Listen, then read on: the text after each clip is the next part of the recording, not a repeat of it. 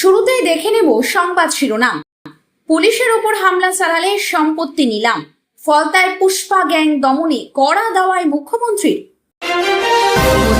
1 জুলাই অ্যাকাউন্টে ঢুকবে অন্নপূর্ণা যোজনার 3,000 টাকা, বড় ঘোষণা মুখ্যমন্ত্রী। ফুলবাগানে ফ্ল্যাট থেকে গ্রেপ্তার রাজ্যে প্রাক্তন মন্ত্রী উদয়ন গুহ, কোন মামলায়? আরজি করে রোগীর মেয়েকে ধর্ষণের অভিযোগ, গ্রেপ্তার সিআইএসএফ জওয়ান। এমন শিক্ষা দিতে হবে, ফলতায় পুষ্পা বাহিনীর তাণ্ডবের পর কড়া মুখ্যমন্ত্রী। মমতার জন্য আসন ছাড়ার চমকপ্রদ প্রস্তাব দিলেন হুমায়ুন কবির। বেরোলে ডিম ছোড়ার হুঁশিয়ারি, সন্দেশখালীতে টানা 7 ঘন্টা অবরুদ্ধ শাহজাহান ঘনিষ্ঠ প্রধান। পিসি ভাইপোর সিন্ডিকেটের দিন শেষ, আমফান চোরদের শ্রীঘরে পাঠাতে ফলতায় দাঁড়িয়ে চরম চাবুক মুখ্যমন্ত্রী শুভেন্দু অধিকারী। রাজ্যের সব স্কুলের জন্য সরকারের নয়া নির্দেশ, জারি বিজ্ঞপ্তি। বৃদ্ধা মাকে খুন, ধর আলাদা করে মাথা ফেলা হলো পুকুরে, গ্রেপ্তার গুণধর ছেলে। ধানের বস্তায় লুকিয়ে আসছিল বিপুল মাদক। নদিয়ায় পুলিশের জলে আন্তর্জাতিক চক্রের 2 পান্ডা। এবার আসছে বিস্তারিত খবরে। বিগত তৃণমূল জমানার প্রাতিষ্ঠানিক লুটরাজ এবং মাফিয়ারাজের বিরুদ্ধে ফলতার মাটি থেকে সবচেয়ে তীব্র ও ঝাঁঝালো আক্রমণ শানালেন রাজ্যের নতুন মুখ্যমন্ত্রী শুভেন্দু অধিকারী। 2026 সালের ঐতিহাসিক পরিবর্তনের পর ফলতার উপচে পড়া জনসমাবেশ থেকে মুখ্যমন্ত্রী সাফ জানিয়ে দিয়েছেন, বিগত সাবেক সরকারের আমলে গরিবের হকের টাকা যারা লুটে খেয়েছে তাদের কাউকে রেহাই দেবে না বর্তমান বিজেপি সরকার। ফলতার বুক থেকে দুর্নীতিবাজ এবং কাটমানিখোর মাফিয়াদের সমূলে উপড়ে ফেলার গর্জন তুলে মুখ্যমন্ত্রী শুভেন্দু অধিকারী আজ বলেন, আমফানের ত্রাণে যে ব্যাপক দুর্নীতি হয়েছে তার সম্পূর্ণ চোর তালিকা আজ আমার হাতে এসেছে। এই এলাকার প্রত্যেকটি চুরির ক্ষেত্রে সশরীরে গিয়ে খাঁটি যাচাই করা হবে। 2020 সালে প্রলয়ঙ্করী ঘূর্ণিঝড় আমফানের প্রসঙ্গ টেনে মুখ্যমন্ত্রী আজ সাবেক শাসক দল তৃণমূলকে তীব্র আক্রমণ করেন। তিনি মনে করিয়ে দেন, দুর্যোগে ঘর হারা সর্বশান্ত মানুষদের ঘর মেরামতির জন্য কেন্দ্রের মোদী সরকার 20,000 টাকা করে পাঠিয়েছিল, কিন্তু সাবেক তৃণমূল প্রশাসনের কাটমানিখোর নেতারা সেই টাকাও গরিবের অ্যাকাউন্টে পৌঁছাতে দেয়নি। একই ব্যাংক অ্যাকাউন্ট ব্যবহার করে 42 বার পর্যন্ত টাকা তুলে নিজেদের পকেট ভরেছে। মুখ্যমন্ত্রীর কড়া হুঁশিয়ারি, যারা বঞ্চিত হয়েছেন তারা সবাই যেন টাকা পান, সেটা এই নতুন সরকার সুনিশ্চিত করবে। শুধু আমফান নয়, বাংলার বাড়ি প্রকল্পে প্রায় 8,000 ইউনিটে 60,000 টাকা করে তারা তুলে নিজেদের পকেটে পুড়েছে। তাদের নাম ও ডায়েরিতে নথিভুক্ত আছে এবং কড়ায় গন্ডায় তার হিসেব বুঝে নেওয়া হবে। গ্রেপ্তার তৃণমূল নেতা ও রাজ্যের প্রাক্তন মন্ত্রী উদয়ন গুহ। বুধবার পুরনো একটি মামলায় তাকে গ্রেপ্তার করে কোচবিহার জেলা পুলিশ। ফুলবাগানে ফ্ল্যাট থেকে তাকে গ্রেপ্তার করা হয়েছে। রাজ্যের প্রাক্তন উত্তরবঙ্গ উন্নয়ন মন্ত্রীকে উত্তরবঙ্গে নিয়ে যাওয়া হবে। পুলিশ সূত্রে জানা গিয়েছে যে ভোট পরবর্তী হিংসার মামলাতেই দিনহাটার প্রাক্তন তৃণমূল বিধায়ক উদয়নকে গ্রেপ্তার করা হয়েছে। 2021 সালের বিধানসভা ও 2024 সালের লোকসভা নির্বাচনের পর কোচবিহারে ভোট পরবর্তী হিংসায় যুক্ত থাকার অভিযোগ ওঠে উদয়নের বিরুদ্ধে। ভোট পরবর্তী হিংসা ছাড়াও তার বিরুদ্ধে কয়েকটি দুর্নীতি সংক্রান্ত মামলাও রয়েছে। পুলিশের আরেকটি সূত্রে খবর, আর্থিক তছরূপের মামলায় কোচবিহার জেলা পুলিশ গ্রেপ্তার করেছে তাকে। যদিও এটি একটি পুরনো মামলা, পুলিশ সূত্রে খবর, দিনহাটা থানা থেকে কোটি কোটি টাকা তোলাবাজির অভিযোগে গ্রেপ্তার রাজ্যের প্রাক্তন বিধায়ক। গ্রেপ্তারের পরেই ফুলবাগান থানায় নিয়ে যাওয়া হয়েছে তাকে। পুলিশ সূত্রে খবর, শিয়ালদহ আদালতে পেশ করে তাকে ট্রানজিট রিমান্ডে নিয়ে যাওয়া হবে কোচবিহারে। আজই প্রাক্তন মন্ত্রীকে উত্তরবঙ্গে নিয়ে যাবে পুলিশ। আরজিকর কাণ্ডের ক্ষত এখনো তাজা। সেই ঘটনার পর হাসপাতালে নিরাপত্তা ব্যবস্থা নিয়ে একাধিক প্রশ্ন উঠেছিল। আদালতের নির্দেশে হাসপাতাল চত্বরে কেন্দ্রীয় বাহিনীর মোতায়েনও করা হয়, কিন্তু সেই নিরাপত্তার দায়িত্বে থাকা এক জওয়ানের বিরুদ্ধেই এবার গুরুতর অভিযোগ উঠল।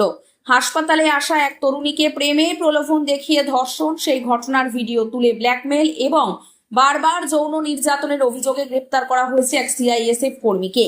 এই ঘটনায় নতুন করে চাঞ্চল্য ছড়িয়েছে রাজ্য জুড়ে। পুলিশ সূত্রে জানা গিয়েছে, ধৃত জওয়ানের নাম পারুল আহমেদ। তিনি আরজিকর মেডিকেল কলেজ ও হাসপাতালে নিরাপত্তার দায়িত্বে কর্মরত ছিলেন। অভিযোগ পাওয়ার পর দ্রুত তদন্ত শুরু করে বিধাননগর পুলিশ কমিশনারেটের অধীন নারায়ণপুর থানার পুলিশ। পরে অভিযুক্তকে গ্রেপ্তার করা হয়। ঘটনার কথা সিআইএসএফ কর্তৃপক্ষকেও জানানো হয়েছে। পুলিশের প্রাথমিক তদন্তে জানা গিয়েছে, অভিযোগকারী তরুণীর বাড়ি নারায়ণপুর থানা এলাকায়। অসুস্থ মায়ের চিকিৎসার জন্য তিনি নিয়মিত আরজিকর হাসপাতালে যাতায়াত করতেন। সেই সূত্রে অভিযুক্ত জওয়ানের সঙ্গে তার পরিচয় হয়। প্রথমে বন্ধুত্বপূর্ণ সম্পর্ক গড়ে তুলে তরুণীর মোবাইল নম্বর সংগ্রহ করে ওই জওয়ান, পরে নিয়মিত যোগাযোগ শুরু হয়। ফলতায় পুলিশের উপর হামলার ঘটনার 24 ঘন্টা পেরোতে না পেরোতেই কড়া পদক্ষেপের হুঁশিয়ারি দিলেন মুখ্যমন্ত্রী তথা পুলিশ মন্ত্রী শুভেন্দু অধিকারী। মঙ্গলবার ফলতায় ঘটে যাওয়া পুষ্পা গ্যাংয়ের তাণ্ডবের তীব্র নিন্দা করে দোষীদের বিরুদ্ধে কঠোরতম শাস্তির নিদান দিয়েছেন তিনি। স্পষ্ট জানিয়েছেন, সিসিটিভি ফুটেজ দেখে হামলাকারীদের চিহ্নিত করে অবিলম্বে গ্রেপ্তার করা হবে। আইন শৃঙ্খলা রক্ষায় পুলিশ বাহিনীকে কোনোভাবেই রেয়াত করা হবে না বলে প্রশাসনের শীর্ষ মহল থেকে বার্তা দেওয়া হয়েছে। কঠোর শাস্তির হুঁশিয়ারি ও সম্পত্তি বাজেয়াপ্তের নির্দেশ। মুখ্যমন্ত্রী সাফ জানিয়েছেন, পুলিশকে আক্রমণ করার সাহস যেন ভবিষ্যতে আর কেউ না পায়, তার জন্য দৃষ্টান্তমূলক শাস্তি নিশ্চিত করা হবে। হামলাকারীদের চিহ্নিত করে শুধু জেলেই পাঠানো হবে না, বরং তাদের সম্পত্তি বাজেয়াপ্ত করে তা নিলামে চড়াবে ডবল ইঞ্জিন সরকার। রাজ্যে কোনো ধরনের গুন্ডামি, জঙ্গিপনা বা জমি লুট বরদাস্ত করা হবে না এবং যত বড় মাফিয়া বা ডনই হোক না কেন, রাজ্য সরকার তাদের উপযুক্ত সবাক শেখাবে। জুন থেকে শুরু হয়েছে রাজ্য সরকারের জনপ্রিয় প্রকল্প অন্নপূর্ণা যোজনা। ইতিমধ্যেই বহু উপভোক্তা এই সরকারি প্রকল্পের আওতায় 3,000 টাকা করে পেতে শুরু করেছেন, বাকিরা রয়েছে অপেক্ষায়। এরই মধ্যে অন্নপূর্ণা ভান্ডার নিয়ে বড় ঘোষণা করলেন মুখ্যমন্ত্রী শুভেন্দু অধিকারী। অন্নপূর্ণা যোজনা নিয়ে নয়া তথ্য দিলেন মুখ্যমন্ত্রী। অন্নপূর্ণা যোজনা তৃণমূল সরকারের লক্ষ্মীর ভান্ডার নিয়ে মুখ্যমন্ত্রী শুভেন্দু অধিকারীর অভিযোগ, আগের সরকারের আমলে চলা বিভিন্ন সরকারি প্রকল্পে এমন বহু নাম সামনে এসেছে যারা প্রকৃতপক্ষে সুবিধা পাওয়ার যোগ্যই নন। শুভেন্দু অধিকারী বলেন, অন্নপূর্ণা যোজনার টাকা পেতে নতুন করে ফর্ম ফিল আপ করানোর কারণ হলো তৃণমূল আমলে লক্ষ্মীর ভান্ডারে ভুরি দুর্নীতি হয়েছে। কোনো জায়গায় বছরের পর বছর ধরে হাজার পুরুষ এই প্রকল্পের সুবিধায় নিয়ে গেছেন। মুখ্যমন্ত্রী আরো বলেন, তৃণমূল আমলে লক্ষ্মীর ভান্ডারের টাকা অভারতীয় অনুপ্রবেশকারীদের অনেকেও পেয়েছেন বলে বহু অভিযোগ সামনে এসেছে। সেই কারণেই আশায় অন্নপূর্ণা ভান্ডারের সুবিধাভোগী বাছাইয়ের ক্ষেত্রে কড়াকড়ি নজর রাখা হচ্ছে। এরপরই সুখবর দিয়ে মুখ্যমন্ত্রী জানান, জুন মাসের 3 তারিখ অবধি পাওয়া তথ্য বলছে 28 লক্ষ মহিলা এই টাকা পেয়েছেন। এখনো পর্যন্ত প্রায় 1,05 লক্ষ মহিলা এই প্রকল্পে আবেদন করেছেন, নাম নথিভুক্ত করেছেন। ইতিমধ্যেই তাদের নাম ভেরিফিকেশন কমপ্লিট করে পোর্টালে তোলা হয়েছে। তারা জুন মাসের টাকা 1 জুলাই ব্যাংক অ্যাকাউন্টে পেয়ে যাবেন। মুখ্যমন্ত্রীর এই ঘোষণায় স্বাভাবিকভাবে খুশি রাজ্যের মহিলারা। পশ্চিমবঙ্গের রাজনীতিতে ফের এক নজিরবিহীন নাটকীয় মোড়। প্রাক্তন মুখ্যমন্ত্রী মমতা বন্দ্যোপাধ্যায়ের জন্য নিজের বিধানসভা আসন ছেড়ে দেওয়ার এক অভাবনীয় প্রস্তাব দিলেন রেজিনগরের বিধায়ক হুমায়ুন কবির। তার এই আকস্মিক ও চমকপ্রদ মন্তব্য বর্তমান রাজনৈতিক মহলে তীব্র আলোড়ন সৃষ্টি করেছে। প্রকাশ্য জনসমক্ষে দেওয়া এই প্রস্তাবের পেছনে ঠিক কী রাজনৈতিক সমীকরণ কাজ করছে তা নিয়ে শুরু হয়েছে জোর চর্চা। হুমায়ুনের প্রস্তাব ও নেপথ্যের কারণ হুমায়ুন কবির স্পষ্ট জানিয়েছেন, প্রাক্তন মুখ্যমন্ত্রী মমতা বন্দ্যোপাধ্যায় যদি ব্যক্তিগতভাবে তাকে অনুরোধ করেন, তবে তিনি তার জন্য রেজিনগর আসনটি ছেড়ে দিতে বিন্দু মাত্র দ্বিধাবোধ করবেন না। তার দাবি, এই পদক্ষেপের মাধ্যমে তিনি মমতাজির পুনরায় বিধানসভায় ফেরার পথ সুগম করে দিতে চান। রাজনৈতিক বিশ্লেষকদের মতে হুমায়ুন কবিরের এই প্রস্তাবের পেছনে মূলত 2টি কারণ থাকতে পারে। প্রথমত, দলের শীর্ষ নেতৃত্বের গুডবুকে আসা এবং নিজের আনুগত্য প্রমাণ করা। দ্বিতীয়ত, রেজিনগর তথা মুর্শিদাবাদ অঞ্চলের রাজনীতিতে নিজের গুরুত্ব ও অবস্থানকে নতুন করে লাইমলাইটে নিয়ে আসা। সন্দেশখালীতে ফের গণবিক্ষোভের আজ। এবার দুর্নীতির অভিযোগে রাধানগর পঞ্চায়েতের প্রধান দীপালি দাসকে ঘিরে তুমুল বিক্ষোভ দেখালেন স্থানীয় বাসিন্দারা। বিক্ষোভের মাত্রা এতটাই তীব্র ছিল যে টানা 7 ঘন্টা পঞ্চায়েত কার্যালয়ের একটি ঘরে নিজেকে বন্দী করে রাখতে বাধ্য হন শেখ শাহজাহান ঘনিষ্ঠ এই পঞ্চায়েত প্রধান। বিক্ষোভের কারণ ও ডিম থেরাপির হুমকি। স্থানীয়দের অভিযোগ, দীর্ঘদিন ধরে রাধানগর পঞ্চায়েতের প্রধান দীপালি দাসের বিরুদ্ধে একাধিক দুর্নীতির অভিযোগ জমছিল।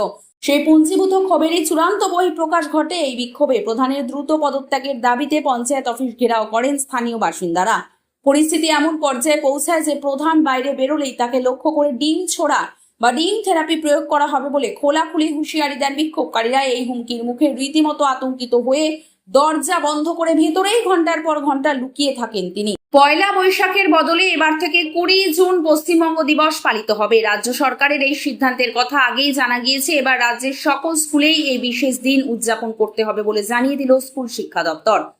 সম্প্রতি বিকাশ ভবনের তরফ থেকে একটি নির্দেশিকা জারি করে জানানো হয়েছে, রাজ্যের সকল সরকারি সাহায্যপ্রাপ্ত ও সরকার পোষিত বিদ্যালয়ে আগামী 20 জুন যথাযথ মর্যাদার সঙ্গে পশ্চিমবঙ্গ দিবস পালন করতে হবে।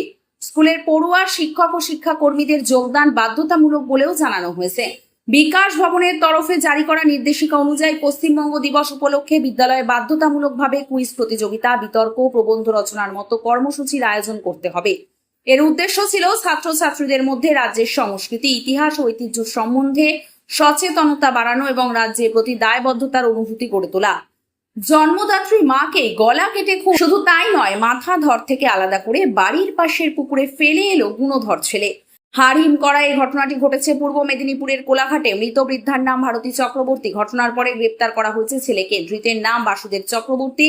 মঙ্গলবার ভোরে এমন ঘটনা এলাকায় আতঙ্ক ছড়িয়েছে। কি কারণে এমন ঘটনা, সেই নিয়ে তদন্ত শুরু করেছে কোলাঘাট থানার পুলিশ। পুলিশ সূত্রে জানা গিয়েছে, বছর 65 বয়সের ভারতী চক্রবর্তী ছেলে বাসুদেবের সঙ্গেই থাকতেন। তাদের বাড়ি কোলাঘাট থানার কাউরচন্ডী গ্রামে। এদিন ভোরে ছেলের হাতেই খুন হয়ে গেলেন বৃদ্ধা মা। প্রাথমিকভাবে জানা গিয়েছে, এদিন ভোর 4টে নাগাদ এই হাড় হিম করা ঘটনাটি ঘটেছে। বাড়িতেই মাকে ধারালো কুঠার দিয়ে কুপিয়ে খুন করে ছেলে। শুধু তাই নয়, দেহ থেকে মাথা আলাদা করা হয়। সেই কাটা মাথা বস্তায় ঢুকিয়ে বাইরে বেরিয়েছিল গুণধর ছেলে।